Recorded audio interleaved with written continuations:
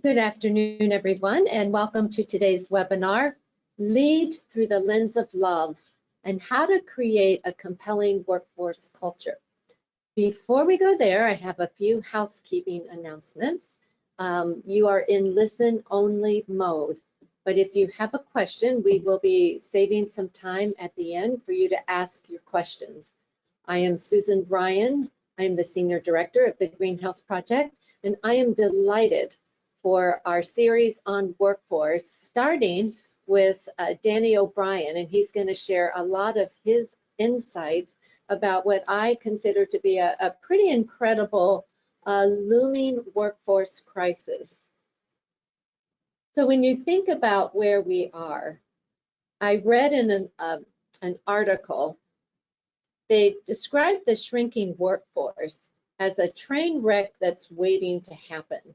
When you think about all of the demographic shift that is happening with boomers aging, and thinking on the other side that there is a decreasing number of workers that are there to be able to support this aging population of people.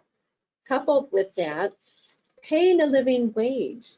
How can we, with reimbursement cuts, really trying to make the dollar stretch, how can we pay a living wage, a compelling wage to those workers that we are trying to recruit?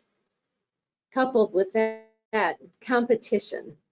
I remember talking to several people before. They said, well, we were doing great until the Walmart moved in, and then suddenly everybody is competing for that worker, or they can make more money flipping burgers than they can with us, or in this case, delivering a pizza.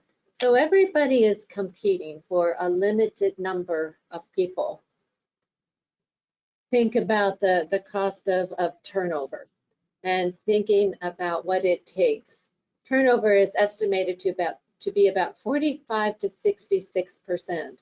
And as I talk to people about that statistic, some people says, oh, those are good. If I could get those numbers, I'd be doing well. But when I think about the cost of turnover, the cost of turnover per employee is pretty significant. And when you think about recruiting and retaining, the cost of turnover is really impactful to the work that we are all doing. So on the next slide, we are going to take a poll. And I want you to think about recruitment. And I want you to think about, what are you sitting with? I tried to kind of set it up a little bit and try to let you know kind of what some of those factors are from my perspective, from what I've read. I want to hear kind of what you're thinking about. So here's our first question. When it comes to recruitment, what is most difficult about that? Hold on, we're going to open up this poll. You can see what your options are. So here are the options. You've got fewer qualified people. Oh, it's paying a living wage. We can't afford to pay a living wage. Nope, it's a competition. Or turnover is so high, it's kind of like a revolving door. So take a moment and kind of put your answers there, and then we'll let you know the poll results.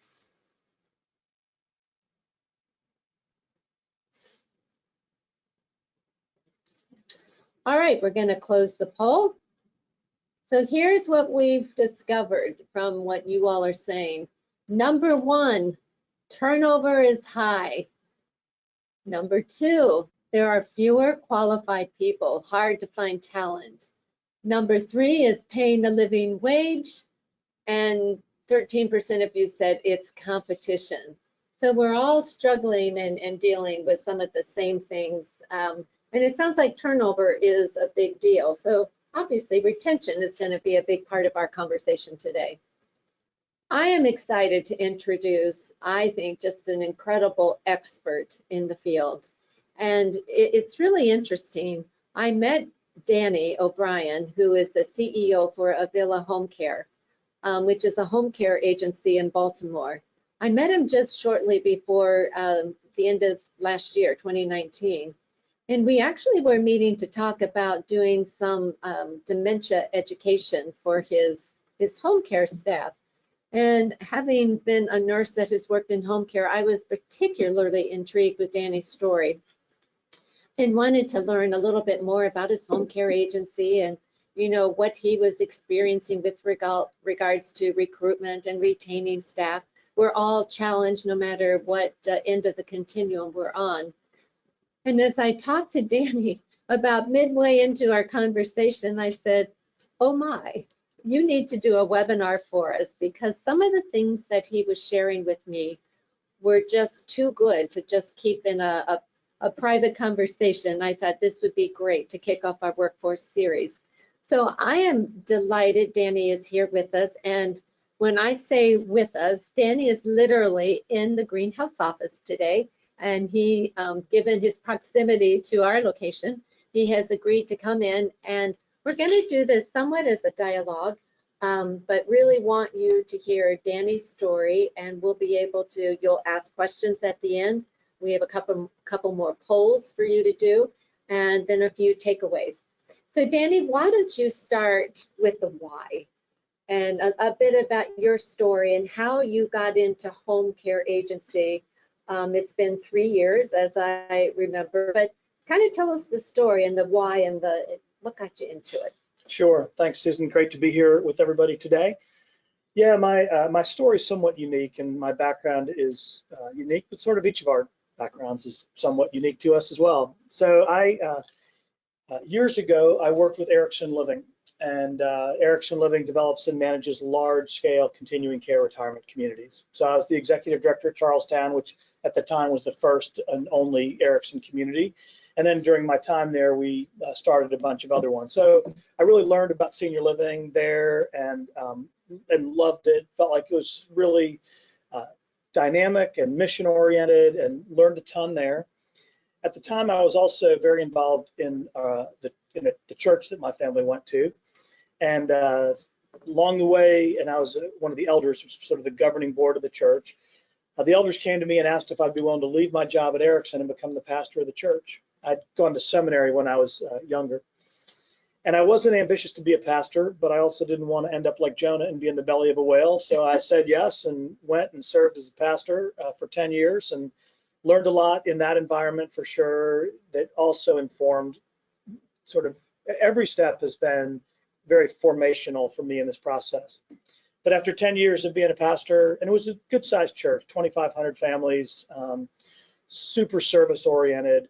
But after 10 years of being the pastor, I just felt like the congregation had suffered enough under my leadership, and it was time to transition to a new pastor. And I was too poor to retire, and I didn't want to move, and started thinking about what comes next. And when I thought about my senior living experience at Erickson and pastoral ministry experience at Grace, it just seemed like opening a home care business would be a bringing together of both of those to be able to serve older people and do so in a redemptive way and really care for people. And so we started the company. We just finished our third full year. We a little over probably 3.25 years, and we have had significant growth in that time.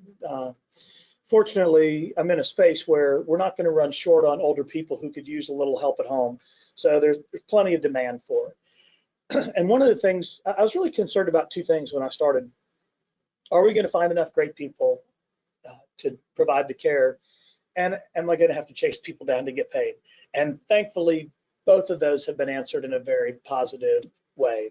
Our folks pay the bills, and we've hired just an amazing community of caregivers who just really believe that they're put here on this planet to serve and love to serve.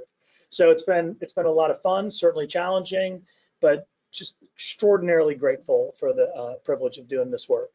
So let's talk about growth. You said that there has been a lot of growth. So talk to me about the growth that you've experienced, starting at ground zero with nothing to kind of where you are 3.25 years in. Yeah, so we started, with obviously no clients. In the state of Maryland, when you apply for your license, you find 3 to 5 clients to take care of under a provisional license. The state comes out, makes sure you're doing what you're supposed to be doing, and then they give you the full license. So, and one of the things that sort of underpins this whole conversation is the unfair advantage of having been a pastor. So no one would say to themselves, well, if you want to start a home care business, you should go work at Erickson Living for 16 years and then go be a pastor for 10. But it turns out that's a very good plan. And so, when I started the home care business, people from the church were like, oh my gosh, you'd come take care of my mom. And so when I needed a couple of test cases. Ready referral. Yeah, ready referrals. And people would go on Facebook and say, hey, we're looking for somebody for my mom. And 4 people would come back and say, oh, hire Danny. I had the subject matter expertise from having been at Erickson, and then the presumption of trust from having been a pastor. But so we started with just a handful of clients and really a handful of caregivers. And the first dozen caregivers all came either directly or indirectly from the church. A member of the church might say, you should hire Hilda. She took care of my mom. She did such a great job. And I'd call Hilda, I'd get her cell phone, I'd call her, I'd tell her who I was starting a home care agency, and ask her to come work for us. And a couple of people who were actually members of the church who said, I'd like to come and do this kind of work. And so then, the sort of metric for home care is how many hours of care are you providing per week. So at this point, we're doing about 5,500 hours of care per week.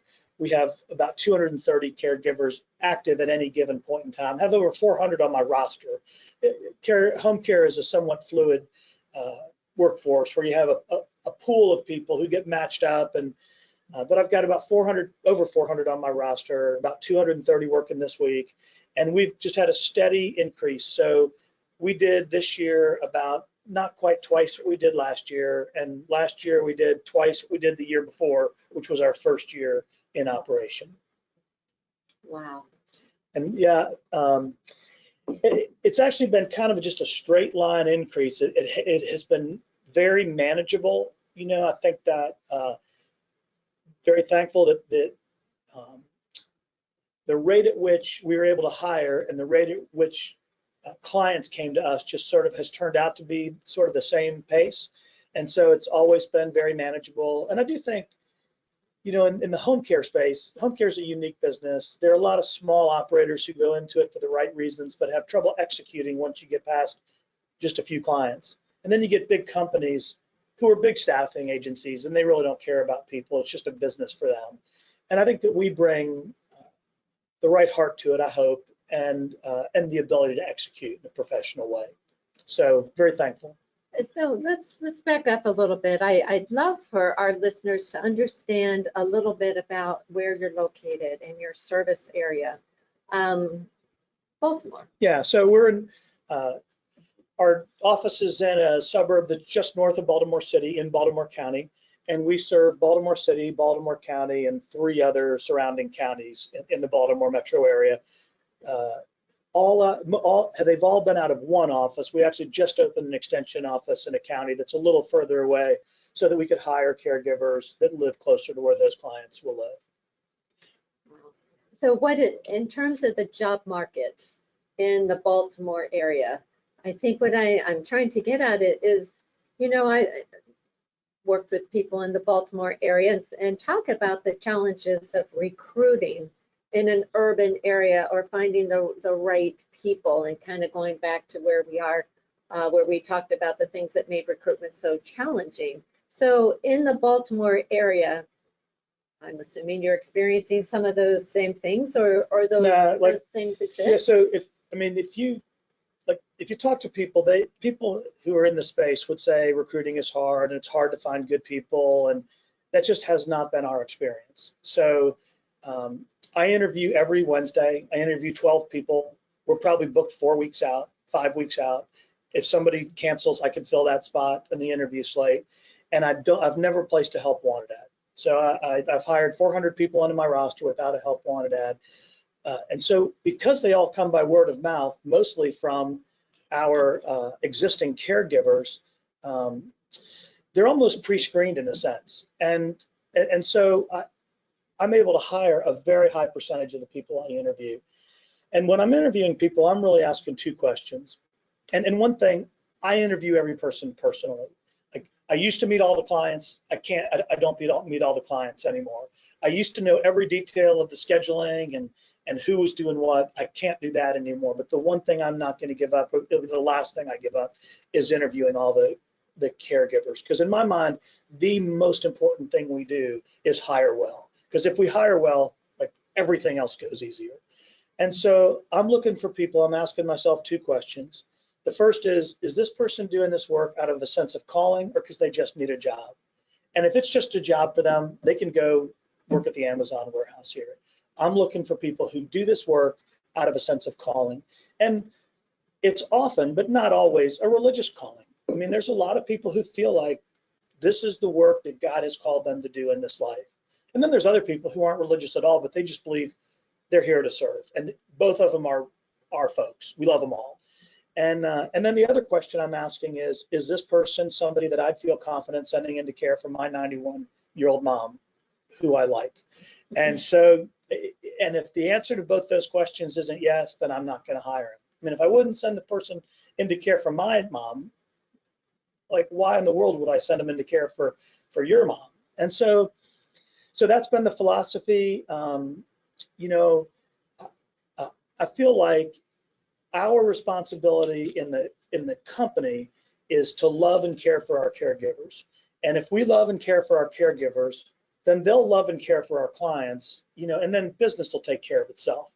So I don't ever think about growth rates or financial goals. I mean, I'm wise about how we spend money. I know we can't spend more than we bring in and all that, and we're doing very well financially. But what we focus on is really taking great care of our caregivers and loving them. And so my hiring philosophy is I hire people who would do this for free if they could, because they really feel it's a calling and not a job. And then I do pay them more than anybody else pays. So how much more? So a typical home care agency in the Baltimore area is paying somewhere in $11 to $13 an hour, and we pay $15. So I've literally had caregivers in the interview, and I ask them if they're working for another agency. I'll say, hey, if you don't mind, it's not going to affect your pay, but what do you get paid at that agency? Because I want to make sure we're staying ahead. And they might say, I had one recently. She said, I get paid 11. And I said, well, I just want you to know here, if we hire you, you'll make 15. She literally started crying. And she said, Pastor Danny, if you hire me, I will not let you down. I will not let you down. I promise you, I will not let you down. And I'm thinking, oh my gosh, for $15, I wish we could pay 30, but it is a huge difference. That $4 an hour, it's 33%, more than a 33% difference. And then the other thing I do is I allow overtime. So like a lot of home care companies cut people off when they get to 40 hours. Well, I like somebody who's working 50, because if they're working 50, they're making more money and they're going to be more loyal. They're better able to provide for their family, but it's also better for the client. Like the client wants the fewest moving parts. They want the fewest number of people coming and going. So if the client's happy and the caregiver's happy, I don't mind that I'm giving 10 hours away for free, basically. If I'm paying somebody overtime, I'm really sort of giving those hours for free, but having super happy clients and super happy caregivers, we'll make that up in volume, which we do. And so that's the lens we use for everybody. Like our lens is, what decision would we make if this was our mom? Or what decision would we make if we were this caregiver? You know, we want to treat people the way we'd want to be treated. I mean, I know that sounds super simple, but it is actually a very good lens through which to make decisions. And yeah. So I want to explore that a bit more, but first I'm going to ask you, so how do you attract these people? I mean, you say you're booked up for the next 4 weeks or so. Yeah, word of mouth. So wow. Our existing caregivers tell their friends, and one thing, caregivers, when they're out at assisted living facilities, and a lot of our folks have second jobs, or they're serving our clients in senior living environments, and they talk to each other. Oh, who do you work for? How are they to work for? You know, how much do they pay? What's good about them? Well, we have 400 ambassadors who are out there telling other people, and they're only going to tell good caregivers. Because if you're a good caregiver, you don't want a lousy caregiver working for your company, because they'll give you a bad reputation. And so, I mean, the other day I had woman come in, she works at an assisted living, she works the 4 to 12 shift in the afternoons, she wants to do morning care with us. I said, how'd you hear about us? She said, well, Anna and Esther served one of the clients in our assisted living. They said how great you guys are to work for. And so that's how we find people. And we've never had to pay a recruitment bonus. You know, the caregivers who are recruiting their friends, we don't pay them extra for that. I thought about it, you know, when I first started the company, I thought I'd be willing to do that, but we just never have had to. Wow, that is phenomenal. So when you say you take care of your employees, it sounds like by paying them a living wage, that's certainly one way of communicating that. Are there some other things that you do that kind of gets to that culture? Yeah, there are some really revolutionary things that we do that are incredible. This one I guarantee nobody's ever thought of. We show appreciation to our caregivers when they do a good job. I remember the first week I was in business. I mean, I'm obviously being sarcastic, but so the first week I'm in business, client's daughter calls me, and I knew the client because she was the first one who hired us, you know. And so Susan calls and says, oh my gosh, Anna did such a great job. She got my dad to take a shower. Dad had advanced dementia, and as everybody knows, people with dementia for some reason hate the shower. I hope I'm not that way if I ever get it, but she got my dad in the shower. First time he's allowed anybody to get her in the shower. He got her, he made a delicious lunch. He was been losing weight. He had this lunch. Oh my gosh, she did a great job. I text Anna, Susan called. She said you got her dad in the shower and you did a great job and you fed him a really nice lunch. Thanks so much for loving him so well. I'm so thankful for you. Phone rings right back. There's sort of sniffles on the other end of the phone. I said, hello, Katie, this is Anna. She says, no boss has ever told me I did a good job. Wow. Well, she's phenomenal. Like, I can't imagine anybody not telling her. But I just think, you know, people get busy, people are focused on other things, and just like showing genuine, real appreciation that is specific to the person and specific about what the person has done is super meaningful to people. And then another one is really listening and valuing their input. So when they call about a suggestion or something about the client's care, you know, a lot of times, no offense to you, but sometimes the caregiver knows no more than the nurse. You know, like the nurse has created the care plan. I'm totally with you there. Yeah. You know, but these, like, you get a CNA who's been doing this for 20 years and she starts working with the client. Like, nothing like relationships. Just listen to her. You know, like she knows. And so, like, listening, welcoming that input, you know, people are committed to what they create. And so if they have input into the creative process, they'll be committed. You know, you can sort of force compliance, but you can't force commitment. You know, commitment is voluntary. And so having that sense where people have input. And then another one that's huge is being sympathetic to people when they have personal problems and empathetic. So, you know, if a caregiver calls and says, oh my gosh, I can't work today because my son is going to the emergency room. You know, we're not like, what? Well, you're supposed to work today. I mean, our schedulers are taught to say, oh my gosh, we'll pray for you. And some of them who feel comfortable say, can I just pray for you right now over the phone? And then we're going to get somebody to cover your shift. You don't worry about that. You go take care of your son.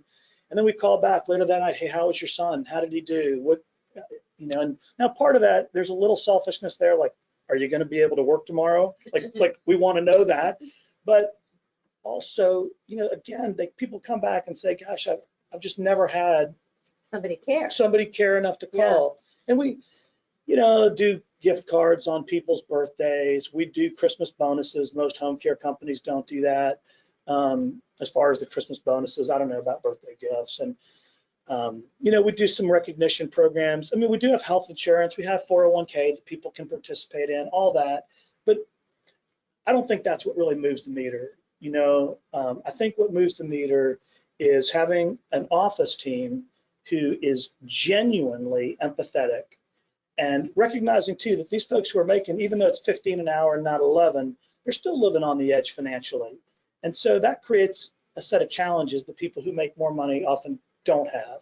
So if it's car trouble or, you know, and so I know that like when somebody comes and asks if they can have an advance, I mean, I rarely say no. You know, I just, because they're asking if it's a good employee, I'm going to do the advance. Yeah, I'm going to make sure it's not so much that they get weighed down. And so again, it's just trying to treat people with love and with kindness and with empathy, and um, for folks who are doing a phenomenal job caring for our clients. Wow. So we're going to explore more of what I'm starting to figure is your secret sauce for retaining people. And since turnover was a big issue, we're definitely going to explore that. But let's launch our second poll. And we talked about recruitment. I'd love to know what you all have done, those of you on the call. What have you done to try to get people for recruitment? What strategies? So a sign-on bonus, refer a friend, and you get something ongoing training. Are you motivating them that way? Have you done some wage increases? So if you all could start completing this poll, let's see how you all might weigh in.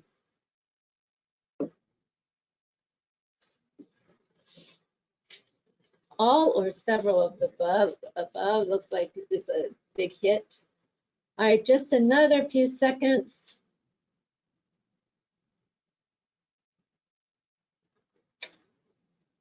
All right, let's close the poll.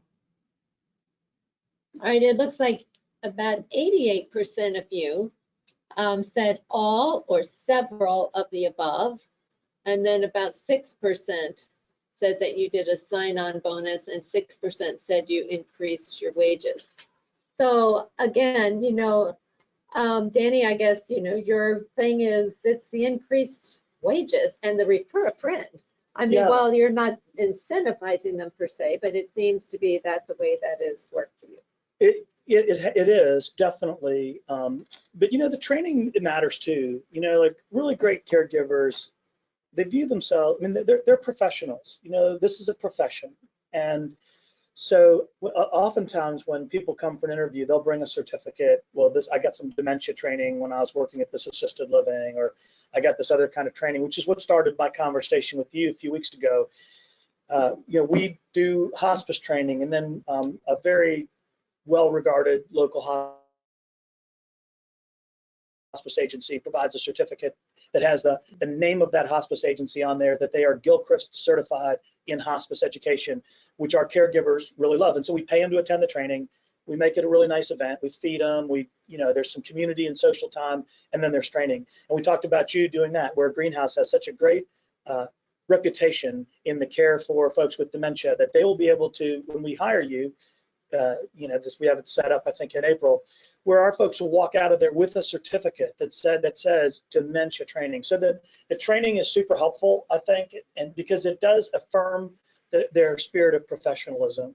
And so I actually think if I was going to boil down the secret sauce in terms of hiring, I would say it this way. I think we do a really good job of affirming the dignity of their calling. So we believe caregiving is a calling and not just a job. And we affirm for them that this is a calling and not just a job. And so that I think is the sense and that people feel about that. I actually think that's what really moves the meter.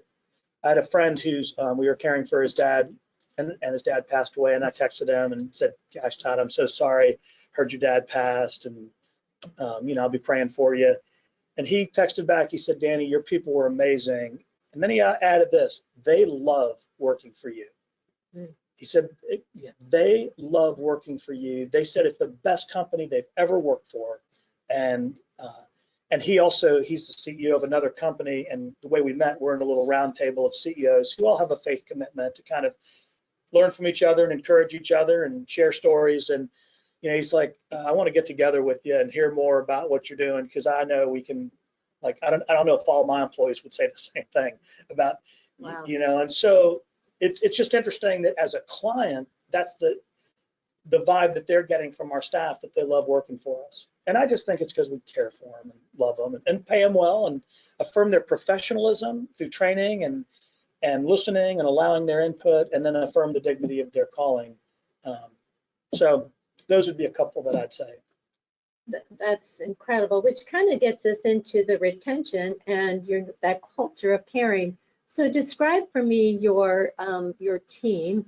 Who is in there, that your staff? I mean, I guess I was a little amazed that you're the one picking up the phone, you're the one doing the interviews and so forth. You are the CEO of the company.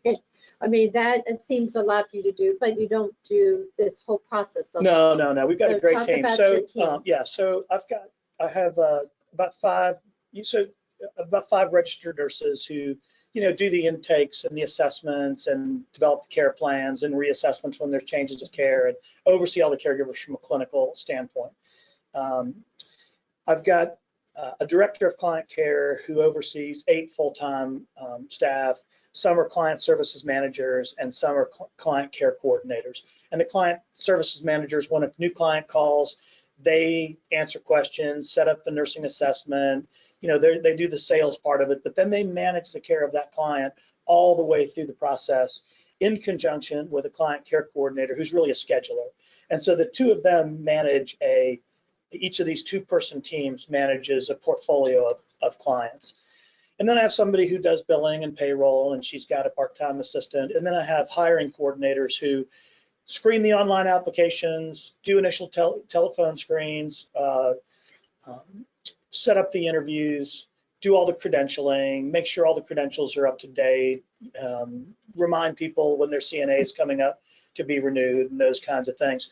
So really the only thing I do, the only actual day-to-day thing that I do is I interview the caregivers. Now, from a marketing standpoint, I go out and build relationships with people. Home care is a very referral-based business, and I have the unique, wonderful blessing of being old. And so because I'm old and know a lot of people, I've lived here a long time, I just spend a lot of time building relationships with people, and that brings a lot of business to it. But I really focus on interviewing our staff. Wow. So how do you ensure that your culture, your values, your principles kind of permeate into your office staff, and then obviously into, for many, presumably on the call, they are working in a community, a facility, yep. Greenhouse homes, whatever it might be. In your case, you've got people, caregivers going all across the city and into people's individual homes. So how in the world do you handle that wonkiness in establishing culture? Definitely a challenging in this space because it's hard to hold a meeting. We don't have a whole lot of in-person contact. After the person gets hired, most of the interactions over the phone. So our office staff is super important.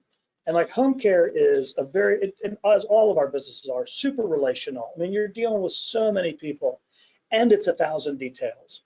And the reality is, and if you're in a regulatory, more highly regulated environment, even more details and risk on that side.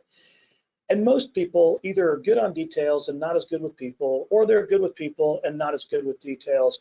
I refuse to hire anybody unless they're good at both. And so I'm looking for people.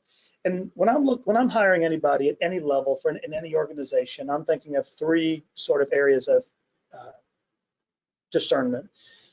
One is character.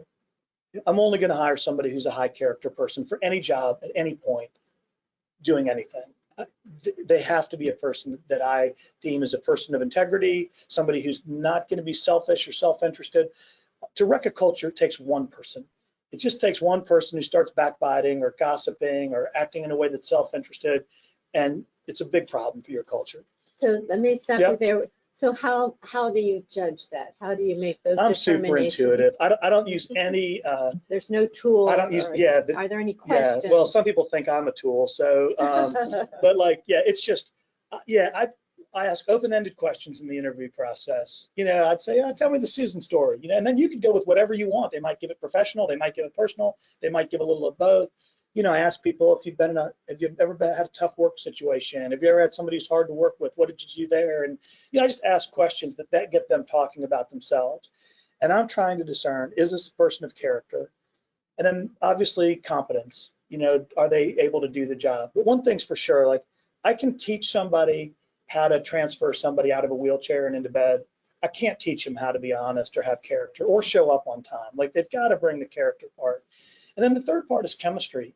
You know, every organization has a unique vibe and a unique culture, and somebody who's going to be great in one culture isn't going to be great in another. Like in our culture, somebody who's really competitive is not going to be the right person for us because we have very much of a collaborative environment. And so chemistry really matters. And for us, like, we're not normal. You know, as you and I talk, I was a pastor for 10 years. You know, when I go into somebody's home, I ask if I can pray for them. We're not trying to convert anybody. We hire people of all faiths and no faith. We serve people of all faiths and no faith. But I'm a person of faith. And that's a motivator for what we do and how we do it. And so when we have staff meetings, like I pray at our staff meetings because I don't think I'm smart enough to run the business without God's help. So I just ask God to give us wisdom. I ask God to like help us see people for who they are and to have insight and discernment that we wouldn't have apart from Him. And I have people on my office team who are of faiths that are different from mine and people who aren't people of faith, but they have to be comfortable working in an environment where somebody might talk about God or pray, or this just wouldn't be the right environment for them. And what I find is that people actually love it. And so for me, that character, super important. Competence, very, very important, although you can train that. You know, you hire for attitude, train for skill, but then the chemistry is really, really important. Is this person, are they going to thrive in our environment? And so when I'm hiring, I view it as a discernment process on both sides. The candidate is discerning if we're the right place for them to work, and we're deciding are they the right person to fit in on our team? And unless both are yes, then then it's just not the right fit.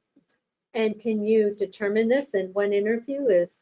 Well, when I worked at Ericsson, it was incredible, the interview process. We interviewed with so many different times.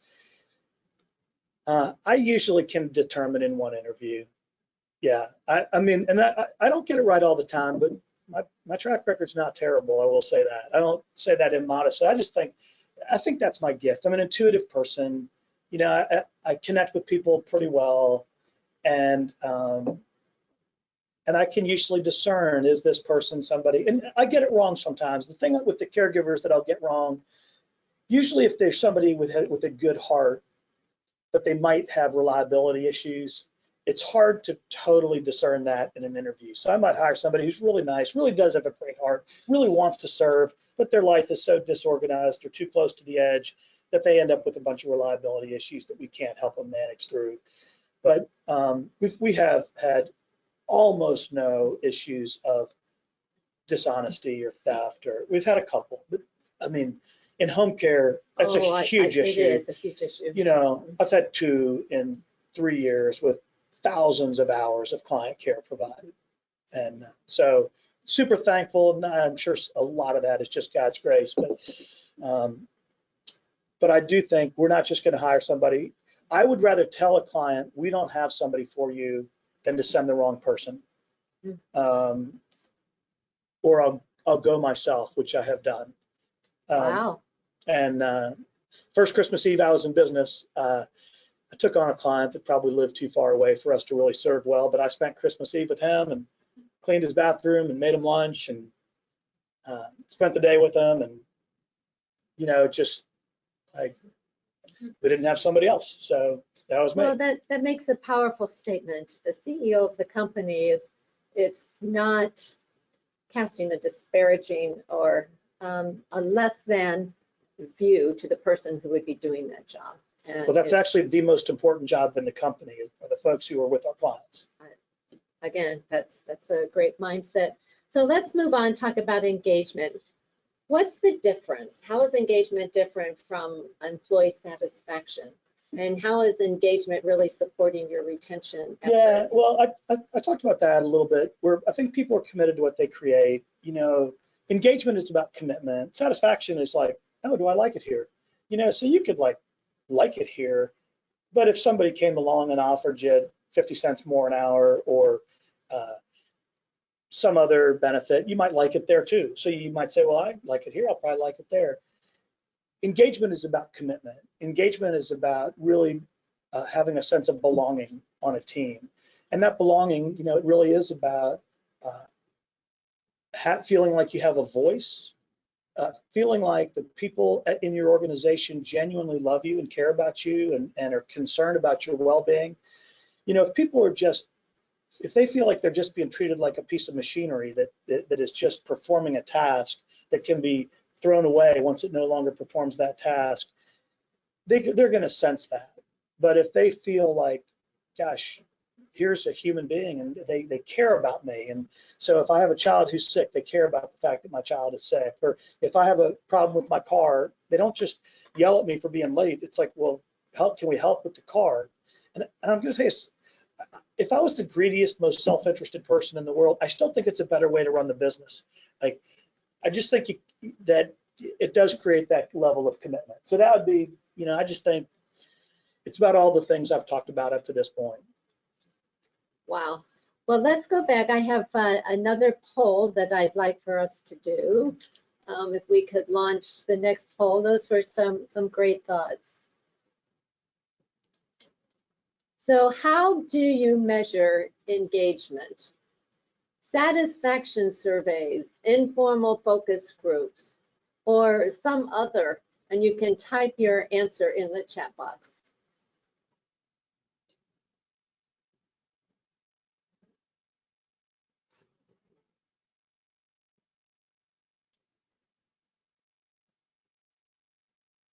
All right, just another minute, and not quite a minute.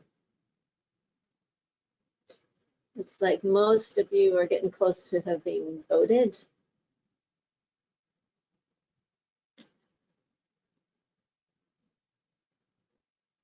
All right, we're going to close the poll. Thank you for voting. So it looks like 47% of you say satisfaction surveys. 41% have said informal focus groups, and 12% said other, and I'm not seeing where the chat was. But so it looks like a combination of satisfaction surveys and informal focus group. And so I'm asking you, Danny, what about you? How do you measure engagement? Yeah, we have done a couple limited polls. We probably aren't as scientific about this. We do client satisfaction surveys. We hired a company that does it for 2,000 home care companies nationwide. So on the client side, we have a more structured approach to it. I feel like, again, it's the relationships that we have with our staff that help us understand that. So it sounds like you're so in tune with your staff. Yeah, I mean, our caregiver, our schedulers, our care coordinators, we call them, they're talking to the staff all the time. And here's how you know when somebody's really engaged. If you have somebody call out and you call somebody who's also worked with that client and you say, hey, can you work today? And they're like, well, I got something else to do, but you know what? I'm going to cancel that. And yes, I'm going to be there because I really care about the client and I care about you. And so when you have staff that are willing and without reservation, jump in and help solve problems, and then you know that they're a committed person. They're kind of voting with their feet. Exactly. And it's that commitment you talked about. And we don't lose people, we have like good turnover. What I call good turnover is when I have somebody who's been in nursing school and they get their RN and they're going to go work somewhere as a nurse and they can't work for us anymore because we don't have an RN slot. That's good turnover. Like, I'll take that all day. It's great. And we have somebody who moves to another job that is going to be better for them for some reason in their life. That's great. I'm okay. What I don't want is for them to say, well, they left because they didn't feel like they were treated fairly, or they weren't heard by somebody, or they didn't get enough hours and they had to go somewhere else, or in some way, shape, or form, they feel like we let them down. And when somebody's leaving because of that, then I get on the phone and I call them and I ask them about that, because I don't want that to happen much, And so, but we don't get that very often. And sometimes there's people who they view a situation differently, where we're actually not disappointed that they're leaving us, but they feel like we didn't do right by them, but they really weren't a high performing employee. And one thing, if we do miss it on the hiring side and somebody doesn't do a great job for us, we are not hesitant to let them go. Because I just feel like if that's the case, this is not the right kind of work for them, you know, or we're not the right company for them. And so if they're not thriving, if they're not flourishing, you know, then, because nobody wants to show up at work and do a bad job.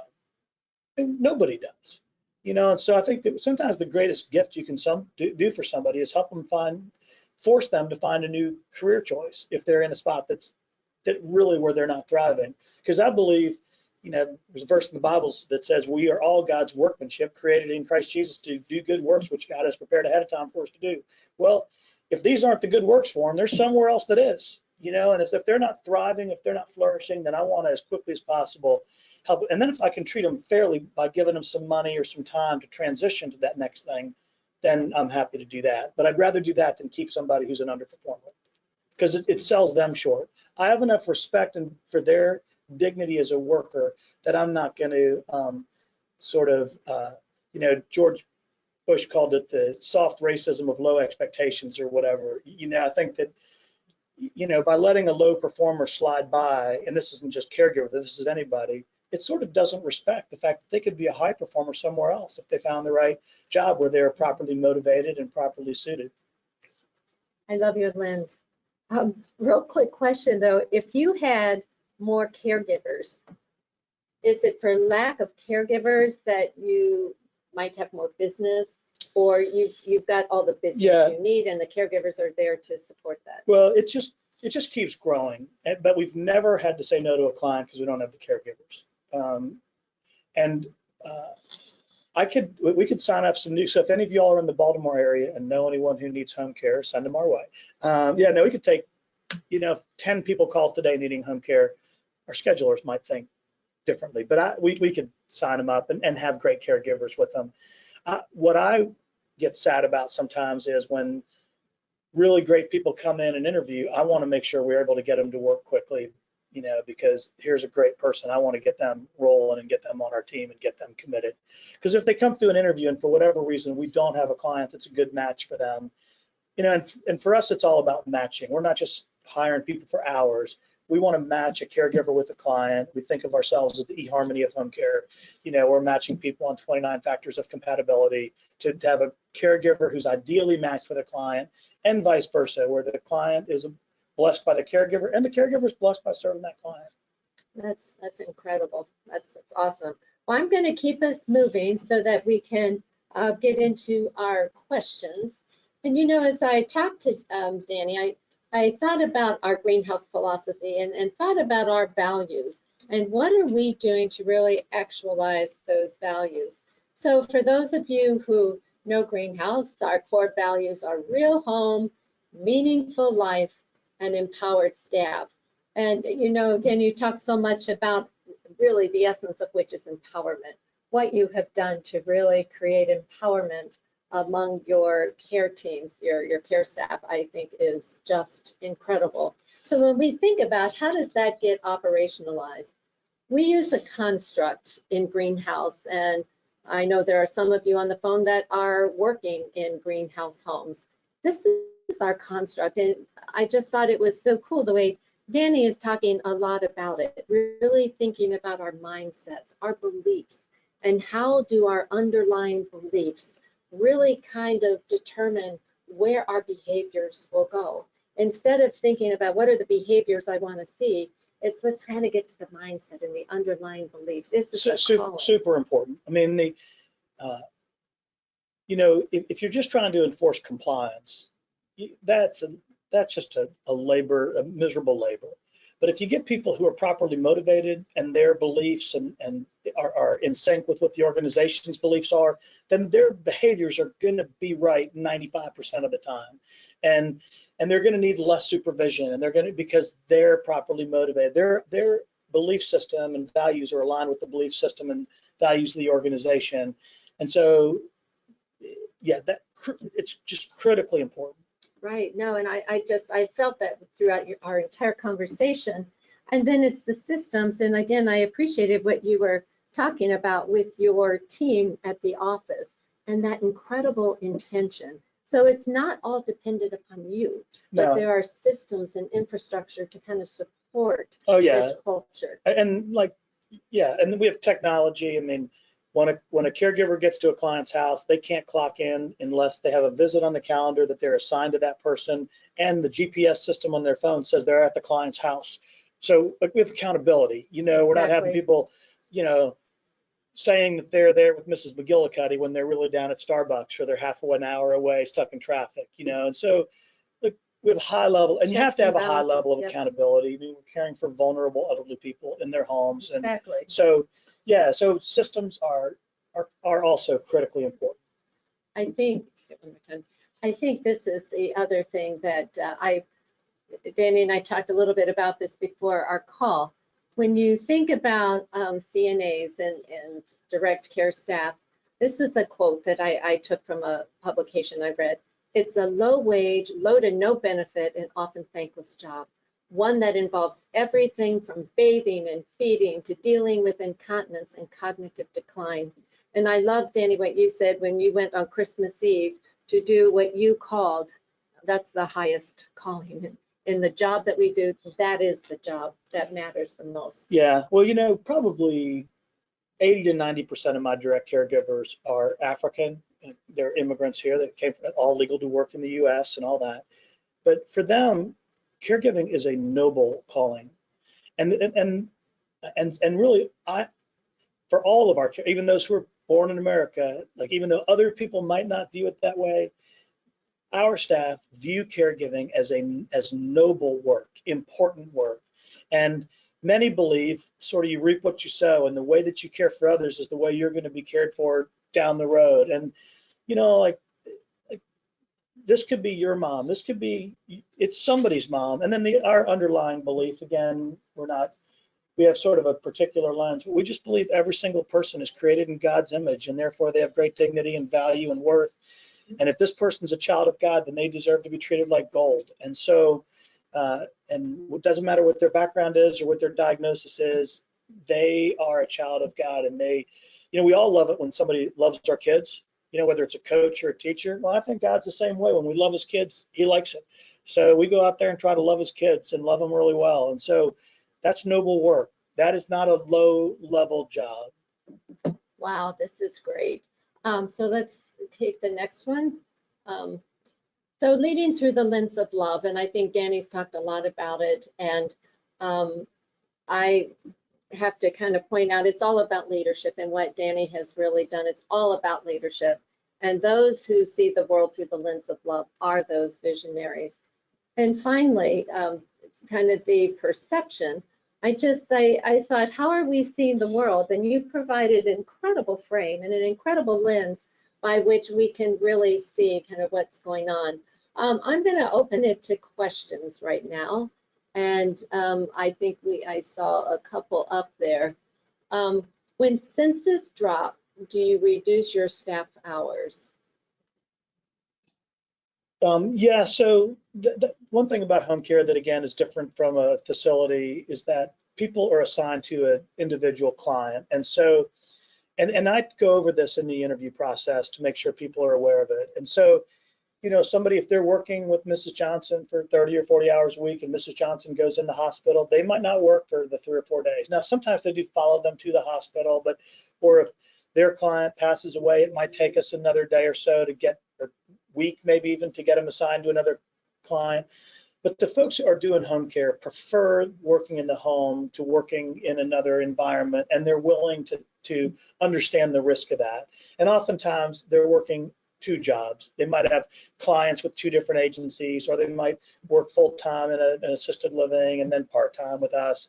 But yeah, so when we've never had a census drop, like every month, our number of clients and number of hours is greater than the month before, but an individual caregiver could get a drop in hours because the client they were working with has passed away. But they all understand that's just the nature of the work in home care. Wow, yeah, and I would agree with that. So I'm going to kind of take us kind of to the end with some announcements. And, you know, before we do that, I really want people to take away some things that I hope you heard something today. I heard so many key messages. I heard so many strategies that I believe will be helpful for you to take back to your organization. Our goal is that as you're listening to these webinars, that you really walk away with something tangible. So as you will get this in the next 2 hours, you will get a link to the recording of what you heard today, as well as you will get a survey. And it's about 2 hours after the end of this webinar that you'll get it. And it's important to me that you really, you know, sit with your team and think about, you know, what did we hear and what can we do? The idea is that we learn and we grow from one another. So I hope that you will be able to, you have heard something and you'll be able to take it back. Danny, I'm thrilled that you were here. We've got a couple more slides just to let folks know kind of what's coming next. I want to let everybody know that registration is open for the Greenhouse Annual Conference in Little Rock, Arkansas. The Dementia Symposium is on May 18, and I think we've got an all-star lineup in terms of people that will be part of our symposium. Dr. Al Power, and we're really using his frame of well-being, going beyond dementia care and really looking at those living with dementia through the domains of well-being. And Ellen, of course, the author of Best Life, will be there. Lori LeBay with Alzheimer's Speak. She's got an endorsement from Oprah, not bad. And Mike Belville, a person that's living the experience, will be with us as he was last year. And Dr. Angela Norman, she's a nurse practitioner, and she has actually operationalized Dr. Power's well-being approach across Arkansas. In addition to that, on January 30, if you want to hear more from Lori LeBay, she is going to be doing a webinar from crisis to comfort and shifting dementia care by giving voice to all. And Lori is really, she's a family member who's experienced dementia from the lens of a family member, and she has incredible insights into why family members act the way they do. Our workshops, we've got a workshop in the DC area, February 26th. You can see all the dates here on our workshop flyer, and we hope that you'll want to learn more about the Greenhouse Project at one of those opportunities to get up close and personal in a greenhouse home. So thank you so much for, oh, it looks like we have one more. One word of advice you can offer those in nursing home environments. Well, and I ran a large nursing home when I was at Charlestown. We had a 248 bed nursing home that was connected to 1,500 independent living apartments. So I'm not unfamiliar with that environment. You know, I would say this is like sacrilege for like nursing home administrators and stuff, is don't let the regulations run the show. Like obviously you have to be compliant, but I think that nursing homes often operate in a fear-based environment, fearful of running afoul of the regulations. And so, you know, fear is a terrible motivator. And so I would say that really lean heavily on appreciation and noticing staff who are doing well and not putting up with staff who are not doing well. And because there's nothing more discouraging to a great caregiver than one of their teammates who is not doing well. And so, and not being penny wise and pound foolish. Like it's super expensive to run at low staffing levels. I know that sounds like but it ends up being way more expensive if you don't have a robust staffing pool. And then the other thing is this is also counterintuitive. You'll get more people with if you have high standards than if you have low standards. You think if I have low standards, more people will meet those standards and you'll have more. It's an interesting thing. The more you require of people, the more people will rise to that occasion and meet the standards. So I would have super high standards, and then I'd also really show tons of love and support and appreciation and affirmation to those folks who are doing great work, and then accountability for those who aren't. But the more that you can have an environment of love than of fear, I think you'll be better. I think that's phenomenal, and I think that's an incredibly good way to end our webinar today.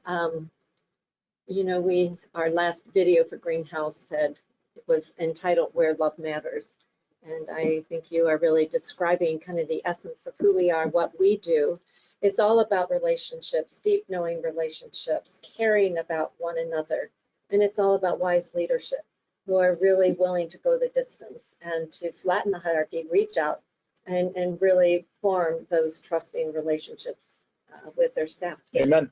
All right. Yeah. Well, amen has been said by the pastor. So with that, thank you everyone for joining today. As I mentioned, you will get a link to the recording of this and a survey about 2 hours afterwards. And there is a handout, a PDF of today's slides that you can download. Thank you so much for joining us, and we hope to see you on another webinar.